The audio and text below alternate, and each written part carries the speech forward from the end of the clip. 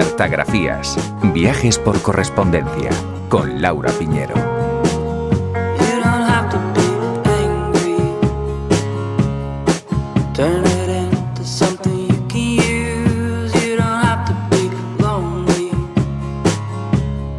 Arrancamos una nueva entrega de Cartografías con una voz. Estas cartas, cuando las descubrí, me produjeron un choque emocional muy fuerte y una toma de conciencia de lo poco que se sabe de ese exilio anónimo, tanto en España como en Francia. Debían darse a conocer de la manera más amplia y más abierta posible. La de la historiadora de la Universidad de París, Marta López, que ha descubierto de casualidad, junto a otra profesora, Mercedes Juste, más de 2.000 misivas durante una visita con sus alumnos al Archivo Nacional de la capital francesa que revelan una parte muy importante de la historia de España. Es una de las protagonistas que tendremos hoy en este especial que va a estar centrado en historias de hallazgos sorprendentes y que han permitido rescatar del olvido documentos de alto valor histórico. Nos meteremos en altillos, estancias secretas, casas, bibliotecas, archivos oficiales para conocer cartas olvidadas, censuradas, desconocidas, peculiares. Escucharemos a investigadores, expertos, pero también a particulares que han recuperado su legado propio, como el periodista y escritor José Antonio Ponseti, que nos hablará al final del programa de su libro La caja azul, una caja llena de cartas relacionadas con su abuelo desaparecido en combate. Mi madre me da esa caja con esas cartas. Son las cartas de mi abuelo del frente, ¿no? Y a través de esas cartas empiezo a conocer lo que fue para mi abuelo toda la historia del Frente del Ebro hasta que cruza todo lo que es su día a día, ¿no? Pero hay una segunda parte que a mí también me tenía absolutamente fascinado, ¿no? Y que eran las cartas que enviaban la familia, las cartas de mi madre, que era una niña de 6 años, o de mi abuela Juana, que era su mujer, y también las cartas de sus padres, ¿no? Aquellos dos poemas, escapando de lo bello. A veces estas cartas aparecen sin buscarlas. Le ha sucedido también recientemente a un estudiante de doctorado de Canadá que, preparando un trabajo, ha encontrado en los archivos de la universidad una carta del Antiguo Egipto, abandonada desde los años 30 y que permite conocer la vida social de la época. En otras ocasiones, el hallazgo se produce tras un intenso proceso de búsqueda o ese tesoro siempre estuvo ahí, pero permanecía oculto o nadie se había percatado de todo su valor. Porque puede no bastar con encontrar la correspondencia, hay que poner contexto, que es lo que vamos a hacer hoy aquí. Salida del vuelo Iberia. Y nuestro primer destino sigue los pasos de las profesoras de París. Me llamo Marta López Izquierdo y soy catedrática de la Universidad de París 8 en una visita que organicé con mis estudiantes, una visita que hicimos al Archivo Nacional que está enfrente de nuestra universidad y para la cual la conservadora seleccionó un fondo muy especial, un fondo relacionado con la Guerra Civil Española y sobre todo con el exilio español en Francia. Y a partir de ese momento yo empecé a trabajar sobre fondo epistolar. Fueron escritas por republicanos y republicanas españolas que se exilian a Francia cruzando la frontera en febrero de 1939, ya casi al final de la guerra, ante el avance de las tropas franquistas y ante el temor de las represalias y huyendo, por supuesto, de los bombardeos. Cruzan la frontera familias enteras que, una vez llegados, tras muchas peripecias, con muchas veces heridos por los bombardeos que les persiguen hasta la frontera, pues una vez atravesada la frontera, una vez llegados a territorio francés, van a ser dispersados por todo el suelo francés hacia distintos centros de internamiento y separándose a los hombres de las mujeres y los niños. Son cartas esencialmente de mujeres y en condiciones muy precarias, por lo que escriben estas cartas para pedir ayuda y hacer frente a sus necesidades. Distinguido señor, con la mayor desesperación de madre me dirijo a usted con la esperanza de encontrar alivio para mis 6 hijos y mi anciana madre. Mi caso es el siguiente. Mi esposo, desde nuestro paso por la frontera francesa, se encuentra recluido por encontrarse muy enfermo, a consecuencia de las innumerables penalidades que ha sufrido como combatiente desde el principio de la guerra en España. Por lo tanto, él no ha podido ni creo que para fecha próxima pueda prestarme ayuda. Mis hijos andan con los pies en el suelo y casi desnudos. Según creo, todos los refugiados serán disueltos próximamente y no tenemos dónde ir ni dónde trabajar. Le propongo, si hay posibilidades, puesto que ustedes recogen bajo su tutela niños, que nos recojan a todos. Yo y 2 de mis hijas podemos trabajar, lavar, planchar, coser o cualquier otro trabajo. No saben lo triste que es verse desamparada con tanta familia y un porvenir tan incierto como el que nos espera.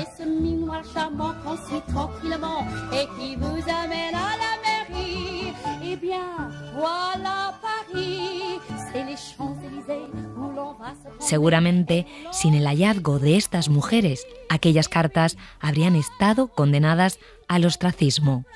Y esto nos conecta con nuestra siguiente historia y protagonista. Consultorio de Elena Francis.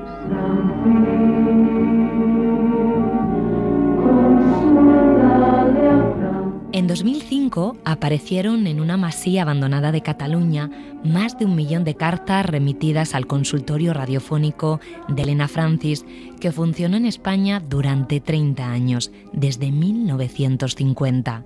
Miles de oyentes, principalmente mujeres, se pegaban al transistor para escuchar los consejos de belleza y sentimentales de esa misteriosa doctora que contestaba sus dudas enviadas por correo postal.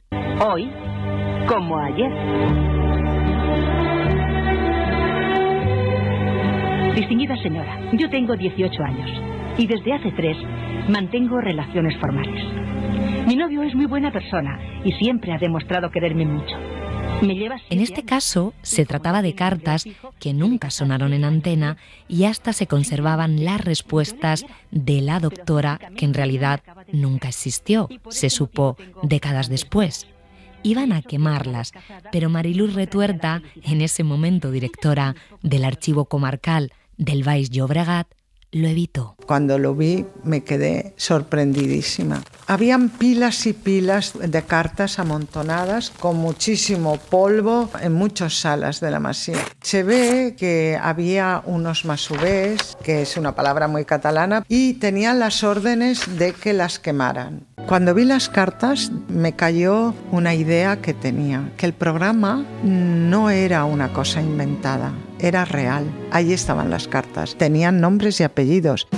Tras su limpieza y conservación, iniciaron un complejo proceso de catalogación que ha demostrado que tenía razón. Es un material único para entender la realidad de varias generaciones de mujeres y cómo la dictadura silenció los mensajes que hablaban de pobreza, violaciones o abusos. Pues eso es una fuente única, como estas cartas no hay otra. También el valor de educar en las emociones. Tienen tantas posibilidades, sobre todo tienen un valor muy educativo. Hay un gallo que llora y que grita. Distinguida señora Francis, somos un matrimonio muy desgraciado. Hasta ahora, con el pequeño sueldo de mi marido, que cuenta con 63 años y no tenemos hijos, vivíamos felices. Con mucha economía hemos ahorrado para no tener que pedir a nadie en caso de enfermedad el día de mañana. Pues bien, ya ha llegado el día de mañana y el más trágico de nuestra vida, pues el dueño de donde vivíamos nos ha dado 3 meses para que compremos el piso y nos pide una cantidad que no tenemos. Usted, que es tan buena, ¿podría decirnos si sabe de algún sitio, por humilde que sea? Se despide una pobre mujer que hace 30 años tenía ojos verdes, que todo el mundo admiraba y que se han convertido en tragedia. Pan, pan, no hay tanto pan, pan, pan, no hay tanto pan, pan, pan, no hay tanto... Una de las investigaciones más destacadas en torno a esta correspondencia la firman Rosario Fontova y Armand Balsebre, autores del libro Las cartas de Elena Francis, editado por Cátedra. Se enteraron del hallazgo por los medios y decidieron ir al archivo a ver qué encontraban. terminaron analizando unas 4.000 cartas. Mujeres, Francis, son esas mujeres emigrantes que vienen de todas partes de España a las grandes ciudades, que de repente, a través de la radio y del consultorio postal, pues confían ciegamente en una mujer que les parece sensata, sabia. El mensaje que el consultorio transmitía a las mujeres es devastador. Elena Francis recomendaba sufrir en silencio y aguantar y rezar el rosario. Solía culpabilizar a la víctima y se evidencia en este epistolario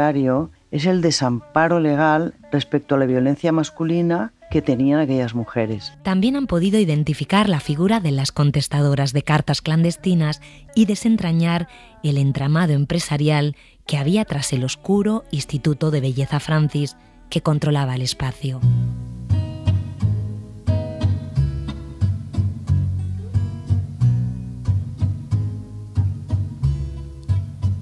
Quand on n'a que l'amour à s'offrir en partage au jour du grand voyage qu'est notre grand amour.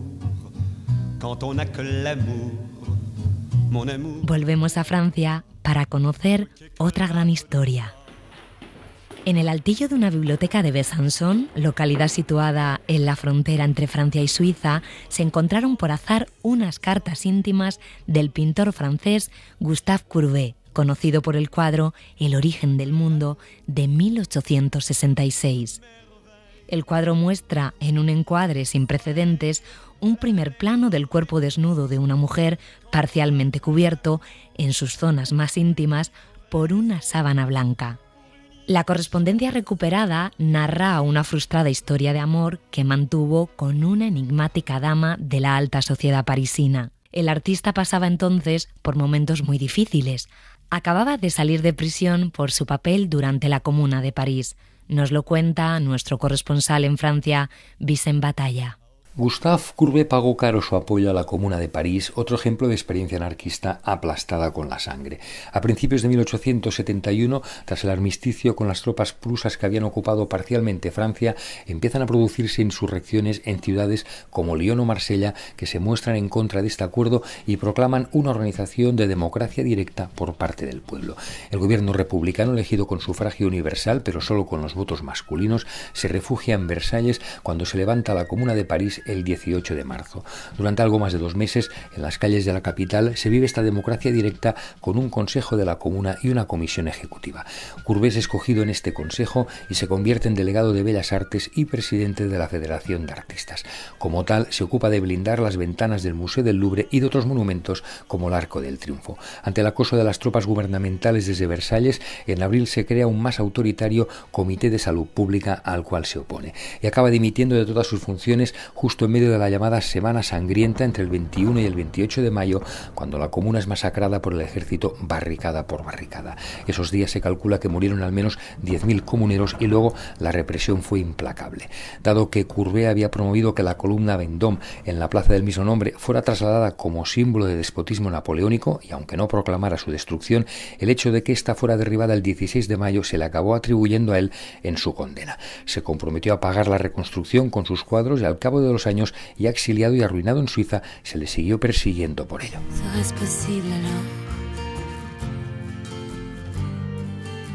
Mais qui est-ce qui m'a dit que toujours tu m'aimais? Je ne me souviens plus, c'était tard dans la nuit. J'entends encore la voix, mais je ne vois plus. Sumido en una profunda crisis, Courbet buscó refugio en esta desconocida. Un día, Mathilde, que así se llamaba, le propuso ejercer de intermediaria para vender uno de sus cuadros. El pintor aceptó, mandó el cuadro, pero luego ella desapareció con el dinero para siempre. Cuando fue consciente del engaño, hizo todo lo posible por recuperar las cartas de alto contenido erótico y guardarlas.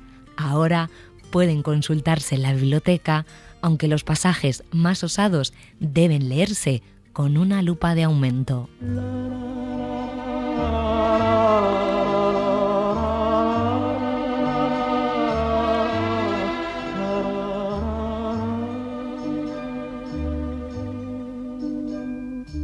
C'est un garçon qui traîne son âme en peine, un étranger. Il dormait sur nos Hablar de sexo sin tapujos en estas épocas podía acarrear sanciones y penas de cárcel. Y también en París, pero de 1930, vivió una mujer que escribía bajo el seudónimo de Mademoiselle S. Un diplomático francés descubrió de casualidad sus cartas hace unos años mientras vaciaba un antiguo desván. La dama, que expresaba sus fantasías con total libertad, desafió las fronteras sociales impuestas a las mujeres.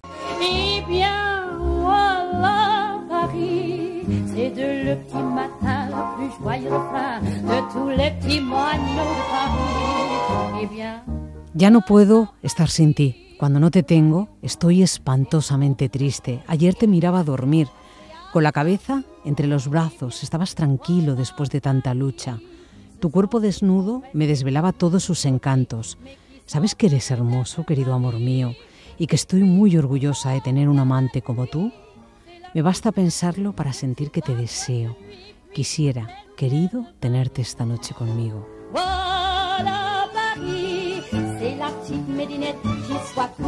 La identidad de la dama es un misterio. Su lenguaje, descarnado y directo, no tiene precedentes, aunque vivió en un París en plena efervescencia sexual y la circulación clandestina de postales eróticas. Es un rico testimonio de la libertad femenina.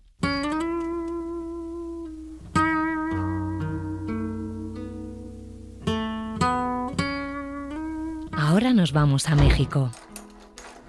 Durante más de 50 años, uno de los baños de la Casa Azul, el hogar de Frida Kahlo y Diego Rivera en Coyoacán, permaneció cerrado porque Diego pidió expresamente que no se abriera hasta 15 años después de su muerte. Por diversas razones burocráticas, esa clausura se prolongó hasta el 2004. Resultó ser uno de los hallazgos más importantes relacionados con la artista. Había más de 22.000 objetos personales, entre ellos cartas.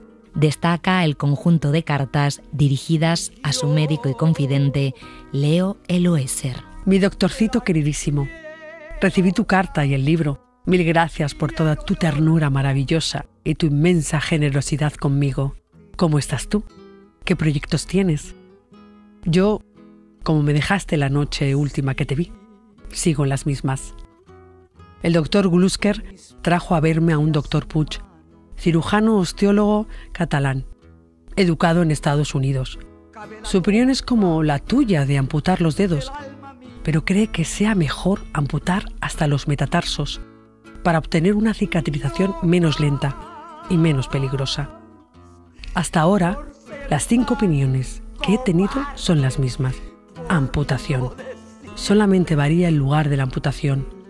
Yo no conozco bien al doctor Puig y no sé a qué decidirme, pues es tan fundamental para mí esta operación que tengo miedo de hacer una pendenjada. Yo quiero rogarte que me des tu sincera opinión de lo que debo de hacer en este caso. Es imposible ir a Estados Unidos, por los motivos que tú conoces, y además porque significa una gran cantidad de dinero que no tengo, y odio pedirle a Diego, pues sé que en este momento representa un esfuerzo mucho mayor para él, pues el peso vale mierda. Si la operación en sí no es cosa del otro mundo, ¿crees tú que esta gente pueda hacérmela? ¿O debo esperar a que tú pudieras venir o hacerla ya contigo? Ya estoy desesperada, pues si realmente hay que hacerla, lo mejor será enfrentarse al problema lo más pronto posible. ¿No te parece? Aquí, montada en la cama, me siento que estoy vegetando como una col. Y al mismo tiempo, creo que hay que estudiar para lograr un resultado positivo, desde el punto de vista puramente mecánico, es decir, poder andar para poder trabajar. Pero me dicen que como la pierna está tan fregada, la cicatrización será lenta. Pasaré unos meses inválida para caminar. Un médico joven, el doctor Julio Cimbrón, me propone un tratamiento extraño que quiero consultarte, pues no sé hasta qué punto sea positivo. Dice que él me garantiza que la gangrena desaparece. Se trata de unas inyecciones subcutáneas de gases ligeros, helio, hidrógeno y oxígeno. Tú así a la ligera, ¿qué crees que pueda haber de cierto en todo esto? Yo le tengo bastante miedo. Dice que él Cree que con su tratamiento no necesito yo de la amputación. Me trae loca y desesperada. ¿Qué debo hacer? Estoy como idiotizada y muy cansada ya de esta chingadera de pata. Y ya quisiera estar pintando y no preocuparme de tantos problemas. Por favor, lindo mío, sé tan bueno de aconsejarme lo que creas que debo yo hacer. ¿Cuándo volveré a verte? Me hace tanto bien saber que tú realmente me quieres. Si estuviera yo sana, me iría contigo a ayudarte. Pero así como estoy, no sirvo ni para tapón de cañón. Te adora, Frida.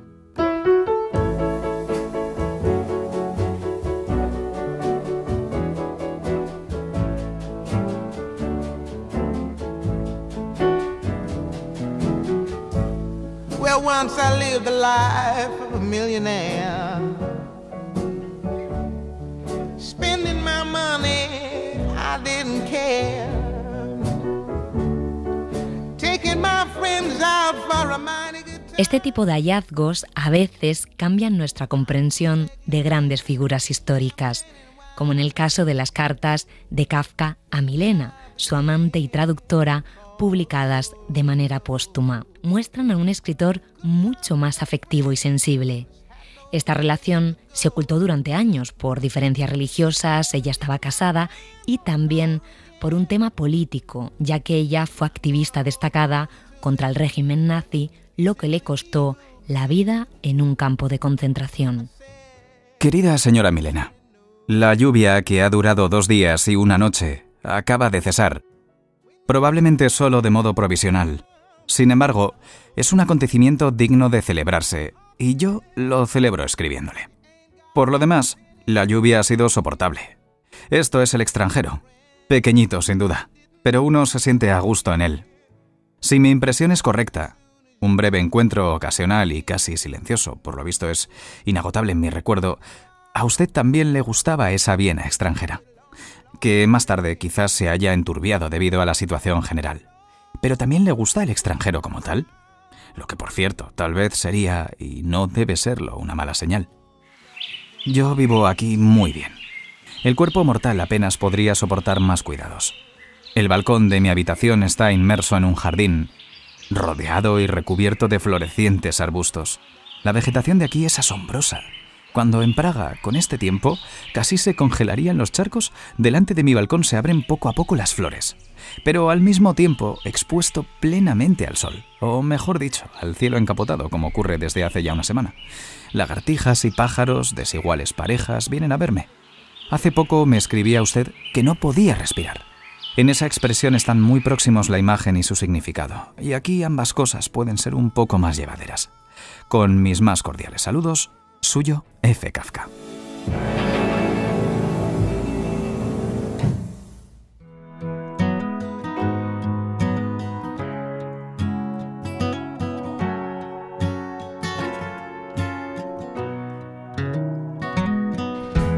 There's a girl that she lay sleeping in her sweet repose. I'm a broken-hearted sweetheart, listening to that wind that blows. Otra mujer de fuertes ideales, Rosa Luxemburgo, la revolucionaria marxista nacionalizada alemana, fue encarcelada varias veces por su oposición a la Primera Guerra Mundial. Desde la cárcel escribió poderosas cartas que permanecieron silenciadas durante décadas. Son una prolongación de su pensamiento, pero también muestran su gran sensibilidad y talento literario. Es mi tercer invierno tras los barrotes, pero no se preocupe, estoy tranquila y alegre como siempre. Anoche estuve despierta largo tiempo. Debo acostarme a las 10, pero nunca logro dormirme antes de la 1 de la madrugada, así que me quedo en la oscuridad, ponderando muchas cosas. Anoche mis pensamientos fueron así. Qué extraño es estar siempre en una especie de embriaguez alegre y, sin embargo, sin motivo suficiente. Aquí, yaciendo en una celda oscura sobre un colchón duro como piedra. El edificio está tan silencioso como un cementerio. Uno podría darse por enterrado de verdad, y a través de la ventana cae una brizna de luz de la lámpara que arde toda la noche frente a la prisión. A intervalos se oye en la distancia el rumor de un tren que pasa, o cerca el seco carraspeo del guardia en sus botas pesadas mientras estira sus piernas. El crujir de la gravilla bajo los pies suena tan desesperanzado que todo el cansancio y futilidad de la existencia parece irradiarse en la húmeda y sombría noche. Y sin embargo, mi corazón late con una alegría inconmensurable e incomprensible, como si caminara bajo un sol resplandeciente por un prado florido. Y en la oscuridad sonrío a la vida, como si poseyera ese encanto capaz de transformar todo lo malo y trágico en serenidad y felicidad. Mas cuando busco en mi mente la razón de esta alegría, no encuentro causa y solo puedo reírme de mí misma. Creo que la clave del enigma es simplemente la vida misma. Esta profunda oscuridad de la noche es suave y bella como el terciopelo, si uno sabe verla con los ojos adecuados. Creo que la clave del enigma es simplemente la vida misma. Esta profunda oscuridad de la noche es suave y bella como el terciopelo, si uno sabe verla con los ojos adecuados. Hello, darkness, my old friend. I've come to talk with you again, because a vision softly creeping left its seeds while I was sleeping, and the vision that was planted in my brain still remains within the sound of silence. In restless dreams I walked alone, narrow streets of cobblestone. Nuestra siguiente historia nos lleva a Londres.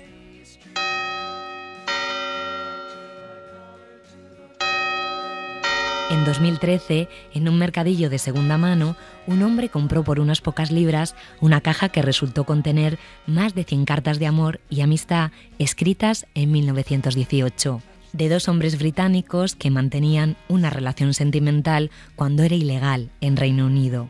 Pero en ellas no hay miedo, sino el sueño de un prometedor futuro juntos. Mi querido muchacho, durante años me han machacado con la idea de que ningún amor puede durar toda la vida. Cariño, quiero que te tomes en serio el buscar dentro de tu propia mente y que por una vez mires hacia el futuro.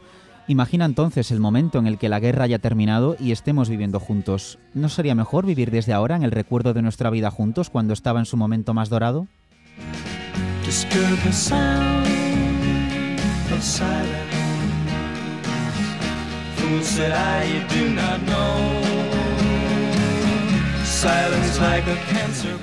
Y de vuelta a España, vamos a conocer la historia de las cartas de los fondos de la Oficina de Guerra Europea. Yo llegué a la dirección en 2008 y ese año, por circunstancias personales, hice un viaje a Bruselas y un día paseando el perro de una amiga por el Parque del Atomium, me pidió un cigarrillo un señor mayor y tal. Y me preguntaron de dónde era, yo les dije que era español y uno de ellos me dijo, yo conocía a tu rey. Y dice, yo en 1921 vine hasta Bruselas para darle las gracias por lo que había hecho durante la Gran Guerra. Y entonces a mí se me encendió una luz, ¿no? Dije, ahí va, esto que tenemos, sabíamos que estaba relacionado con eso, pero no sabíamos muy bien cómo estaba organizado, ¿no? Y entonces empezamos a investigar ya más a fondo. Escuchamos al director del Archivo General de Palacio Real en Madrid, Juan José Alonso, que habla de este archivo de Patrimonio Nacional que recoge más de 180.000 solicitudes de ayuda remitidas por carta a Alfonso XIII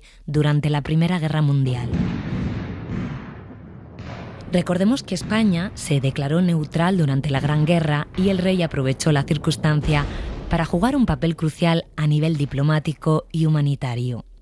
Ciudadanos de todo el mundo, devastados por la crudeza de la guerra, que costó la vida a 16 millones de personas, intentaron conseguir información sobre sus familiares desaparecidos. Y cada carta es una historia digna de ser recordada, como esta del poeta soldado. Este es el caso que escribe su madre diciendo que su hijo que había desaparecido y que había participado en la batalla de Vimy Ridge, que fue una de las batallas también de las más cruentas, y cuenta que su hijo ha desaparecido y que es muy probable que haya perdido la memoria, muy probablemente seguía vivo.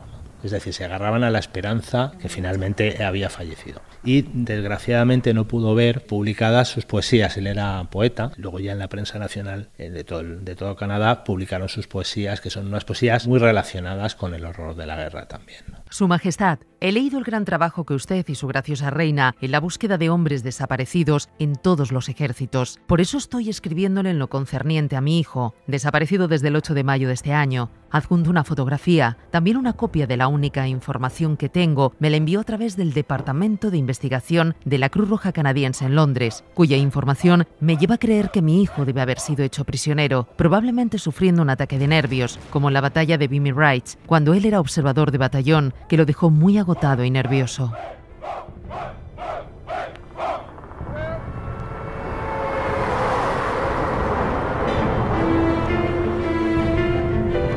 La avalancha de peticiones se multiplicó a raíz de ayudar a una mujer de Burdeos a localizar a su marido y de que la noticia saliera en la prensa internacional. Las familias escribían desesperadas tras haber agotado otras vías.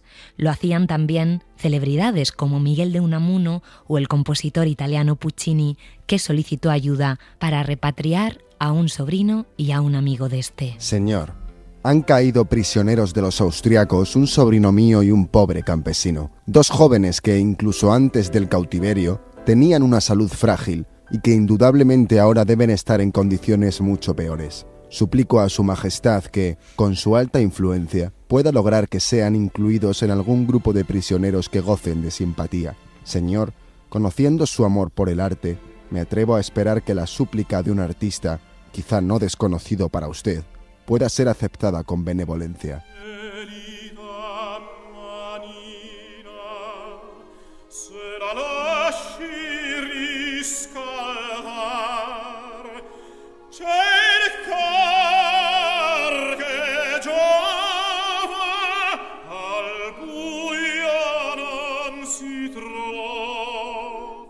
En la web de Patrimonio Nacional se puede conocer más de esta oficina que funcionó hasta 1923.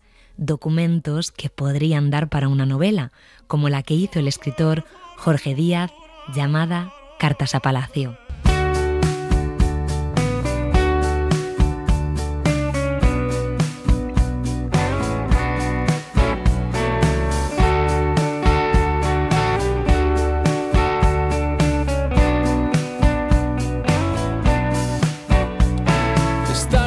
Mejores, con quien querer estar, crecer entre las calles, reír en más ciudades, esperando al vampiro. Hola, me llamo Paco y soy de La Antejuela, un pueblo de Sevilla. Mi contacto con el género epistolar nació en mi juventud. En aquella época, junto a un amigo, nos adentramos en el intercambio de coleccionismo deportivo usando las revistas de la época. Con el tiempo llegamos a tener grandes cantidades de intercambios con multitud de aficionados de toda España y Europa.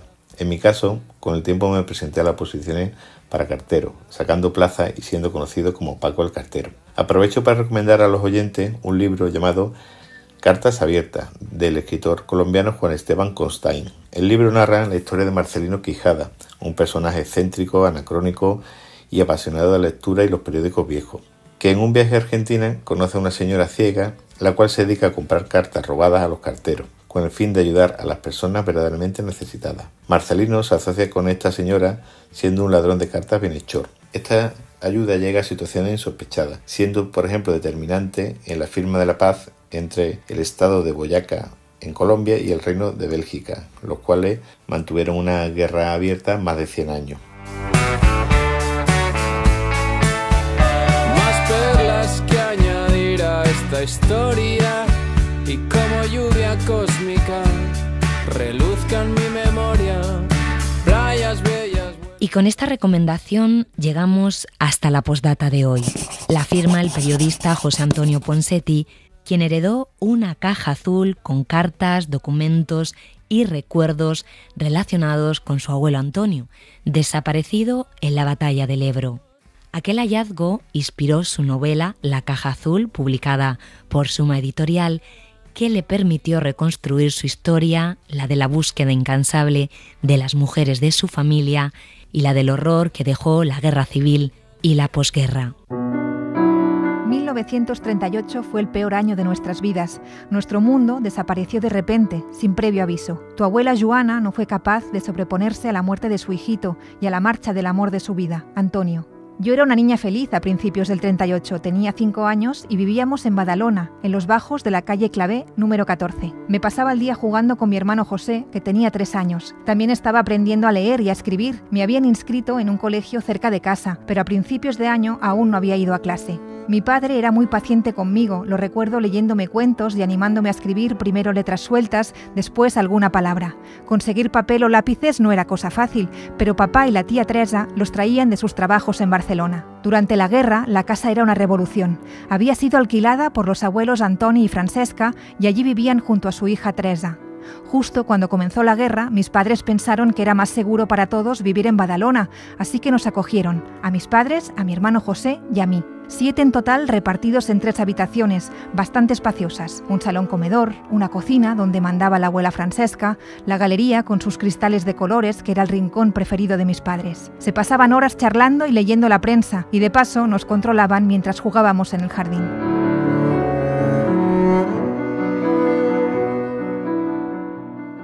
José Antonio Ponseti, hola.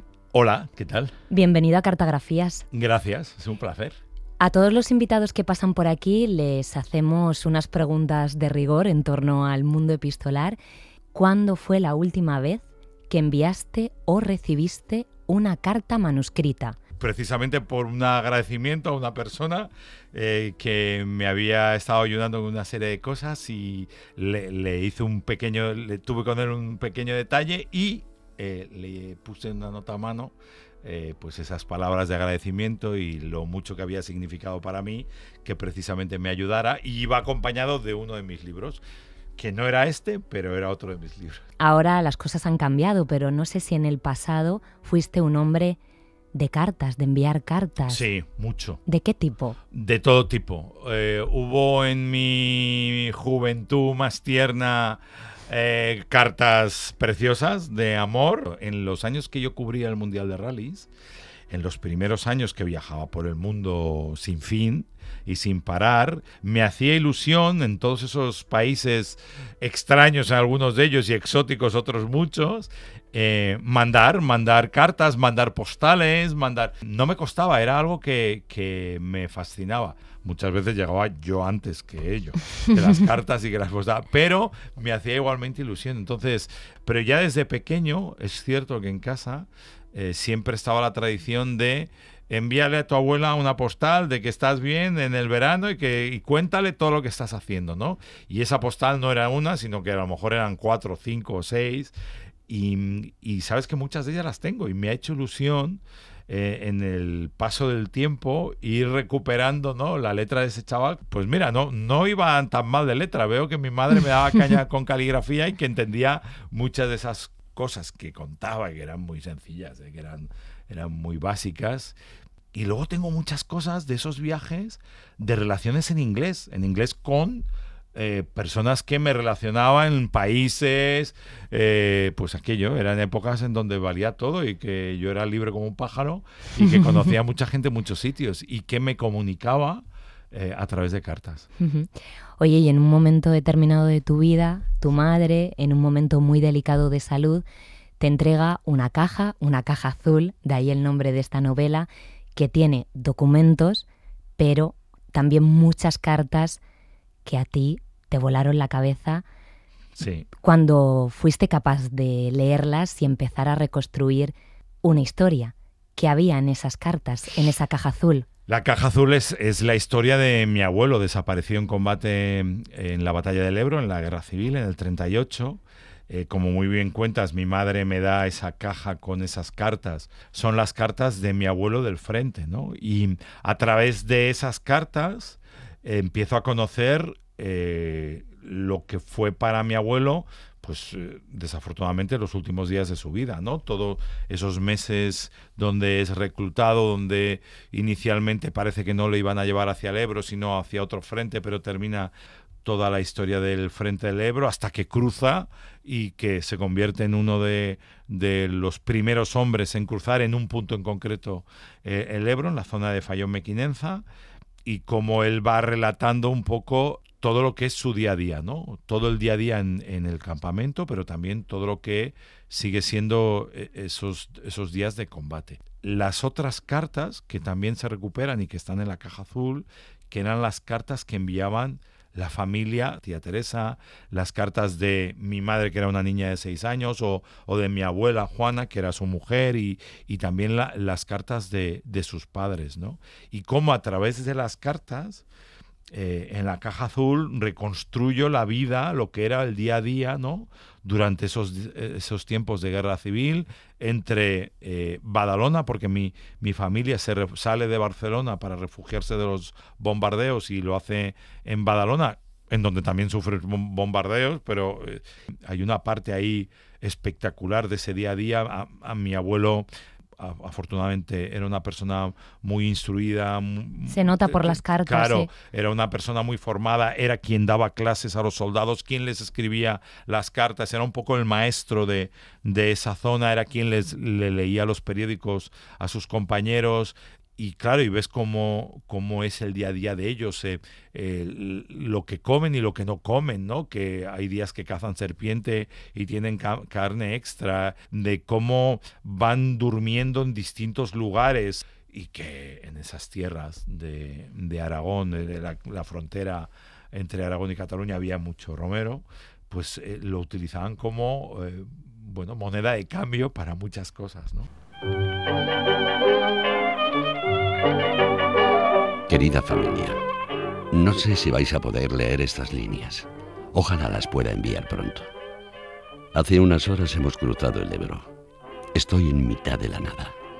Llevamos parte de la noche avanzando y he disparado por primera vez. No sé si son los nervios, pero me cuesta escribir. Perdonad mi mala letra. Tenemos muchos prisioneros y parece que hemos ocupado los primeros puntos estratégicos.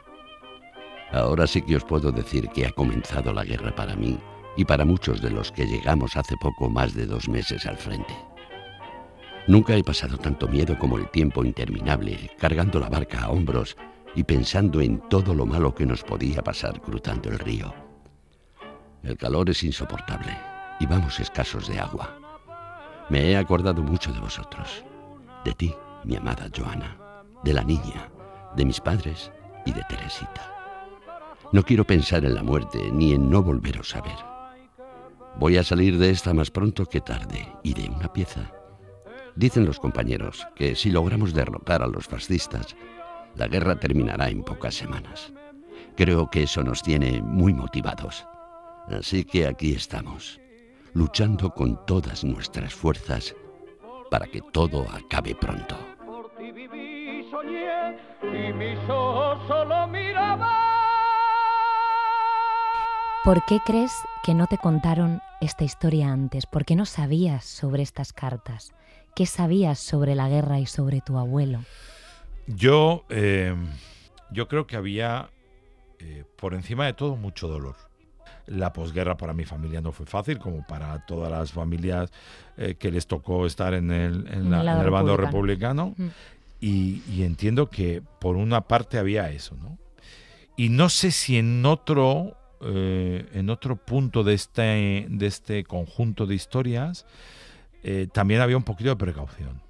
La valentía que demuestran las 4 mujeres que son las protagonistas de mi historia, que son mi bisabuela, mi abuela, mi tía Teresa y mi madre, aunque mi madre era muy niña, y yo creo que ella fue creciendo entendiendo lo que estaban haciendo las otras 3 mujeres, que era buscar a mi abuelo, ¿no? Fíjate, han conseguido que tú reconstruyas esta historia, que por cierto, antes de ser un libro, tú al fin, en un momento determinado, lees las cartas y decides ir a bibliotecas, archivos, reconstruir los pasos de tu abuelo en toda la zona donde tuvo lugar la batalla del Ebro. O sea, lo del libro fue después. ¿Sabes qué pasa? Que una de mis primeras grandes preguntas que me hice es, joder, ¿cómo puede ser que yo no sepa nada de mi abuelo?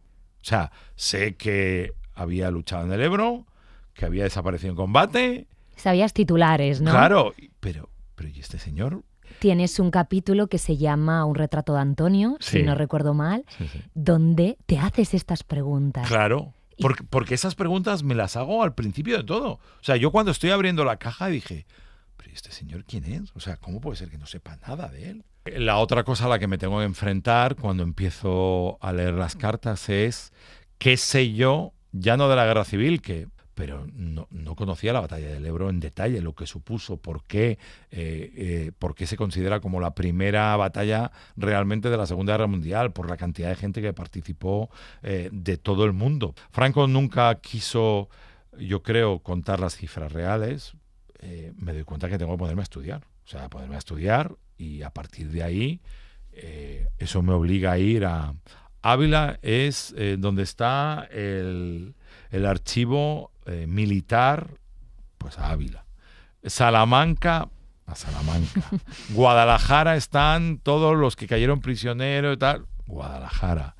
Me obligó a estudiar mucho y a conocer mucho y a darme cuenta de que mi etapa escolar nunca me habían enseñado ni la mitad de lo que yo aprendí luego, y que realmente la guerra civil era un tema que en las escuelas se tocaba de puntitas, y es una pena porque realmente hace 80 años que pasó, y yo creo que es un buen recuerdo para que la gente entienda que las guerras no tienen nada ni de glorioso ni de épico, que aparte de estudiar, de prepararme, hay un momento que digo, es que tengo que hacer lo mismo que hizo mi abuelo. O sea, tengo que cruzar el Ebro. Y tengo que cruzar el Ebro como lo cruzó mi abuelo, y tengo que ver en dónde estuvo y qué pasó. Y estaba desde Almatret hasta Fayón, cruzando por donde cruzó. Crucé el Ebro en un Ebro que hoy es 20 veces más ancho y más profundo de lo que era cuando él le tocó pasar, porque esos días que yo voy a la biblioteca de Fayón, descubro que tiene un montón de archivo, porque lo que hizo la gente del pueblo cuando termina la batalla fue empezar a recoger por necesidad y construir un museo brutal de la batalla del Ebro.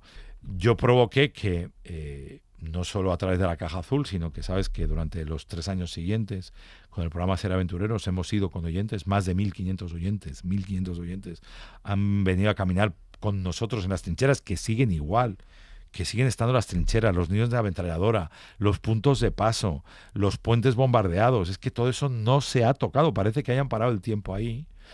Bueno, ahora van al año 3.000 personas a visitar el museo. Y Ponseti, a ti te debe cabrear mucho, bueno, creo que como a todos, cuando se dice eso de, oye, no habráis heridas, o lo que está pasando ahora, que se está blanqueando el franquismo, la guerra. A mí me parece alucinante y me demuestra la ignorancia como acto supremo, ¿no? Porque yo lo he vivido con mis sobrinos directos, que no sabían absolutamente nada, no un poco, nada, ¿no? Yo recuerdo esa comida con los chavales en una cena cerca de los días de Navidad, que me llevaron a una pizzería precisamente para bombardearme a preguntas. Y fue fantástico, porque me di cuenta que eso es lo que nos falta, es que la gente, de tanto blanquear y de tanto arrinconar y de tanto esconder, lo que hemos provocado es ignorancia. Y que en los dos bandos hay gente buscando. O sea, que es una cosa que hemos de cerrar esa herida de guerra civil de verdad y decir, bueno, los muertos descansan donde tienen que descansar, y hasta aquí hemos llegado. Si me quieres escribir, ya sabes mi paradero.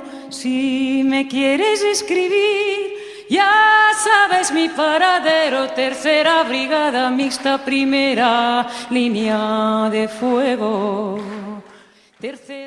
Estimados padres y hermana, si alguien os dice que las alegrías no hacen llorar, ya le podéis decir con todas las letras que es mentira. Hoy he recibido noticias vuestras, y nunca os imaginaríais, por mucha literatura que se haga, lo que significa recibir noticias de los seres queridos. Se queda fuera de todo lo que uno puede suponer. Hoy he recibido la carta número 2 y la postal número 5. En la carta hay sellos y postales, de las que ahora mismo voy a utilizar 2. Seguro que habéis notado que en las mías me repito, que os cuento las cosas 2 veces, pero es que temo que se pierdan algunas. Os digo que he caído en esta compañía de pie. Soy delegado, me paso las tardes dando clase y como en la cocina con los rancheros. Afortunadamente estoy muy bien considerado por todo el mundo. Me aprecian y me respetan, y yo procuro ser simpático con todos. Ya he llenado la postal, así que mañana os escribiré más. En un barquito de vela.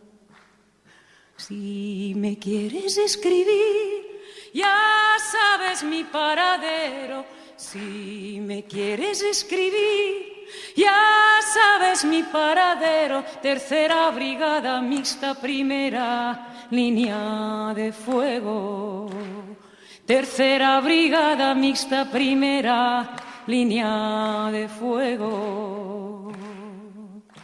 Tercera brigada mixta, primera. Por cierto, hay varias cartas donde se ensalza el valor de una carta, ¿no? Que el hecho de conseguir a veces un papel y un lápiz o de tener ese tiempo para escribir, cómo esas cartas eran medicina tanto para los que estaban en casa como para el que estaba en el frente. Y sobre todo, cuando la cosa se ponía difícil, como te contaba antes, mi abuelo en el frente era el encargado de leerle la prensa a la mayoría de sus compañeros que no sabían leer ni escribir, ¿no?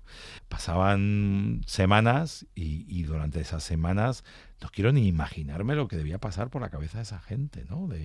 En el momento en que mi abuelo desaparece en combate y deja de enviar cartas, y que ahí hay un pack de cartas que son las que enviaba la familia diciendo, bueno, esperemos que estés bien, no hace tenemos días, noticias. no tenías. Pero eso debía ser terrible, ¿no?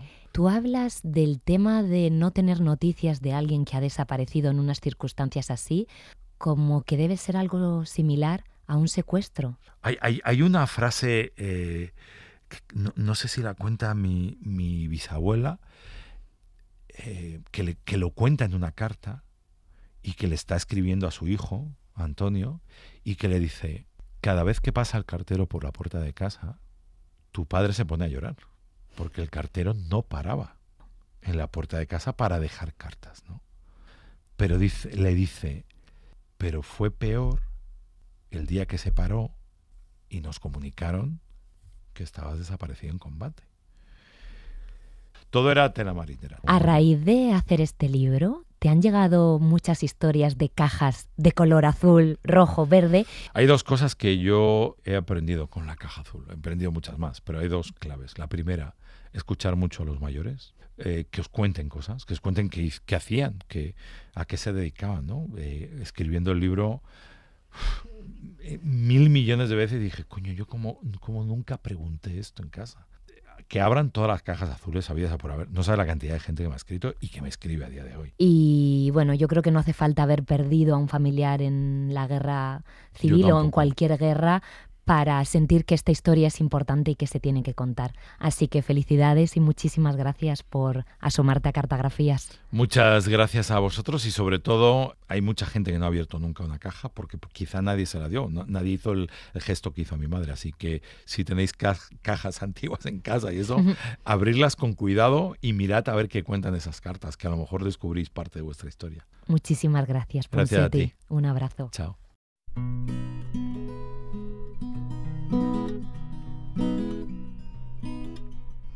Oh, I'm sailing away, my own true love.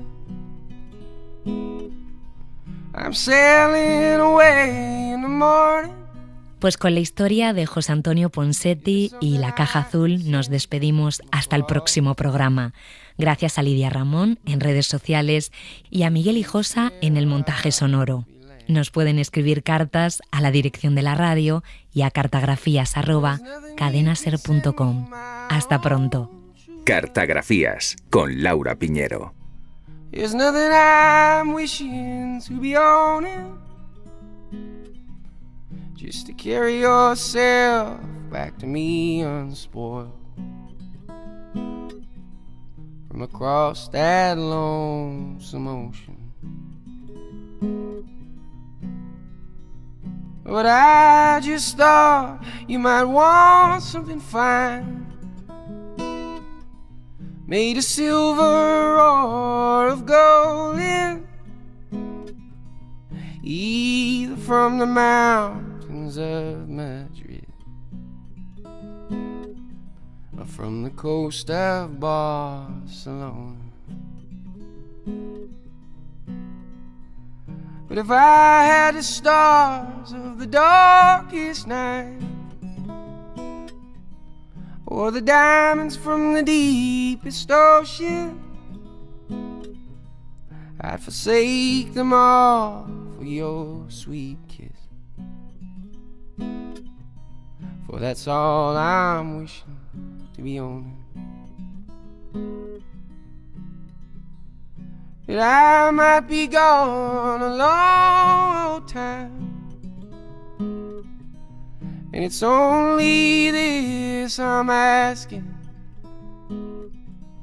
Is there something I can send you to remember me by, to make your time more easy passing?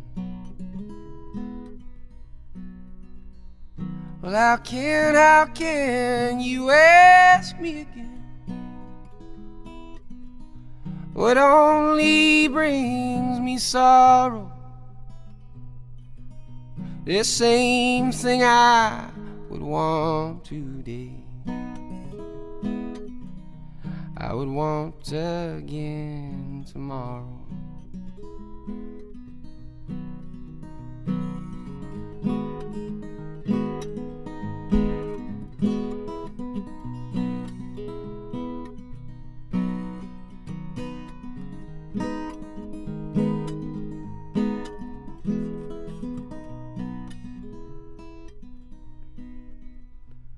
Well, I got a letter on a lonesome day. It was from her ship was sailing, saying I don't know when I'll be coming back again. It depends on how I'm feeling. Well, if you, my love, must think that way, and I'm sure your mind is roaming, and I'm sure your heart is not with me, but with the country to where you're going. So take heed of the western wind, and take heed of the stormy weather.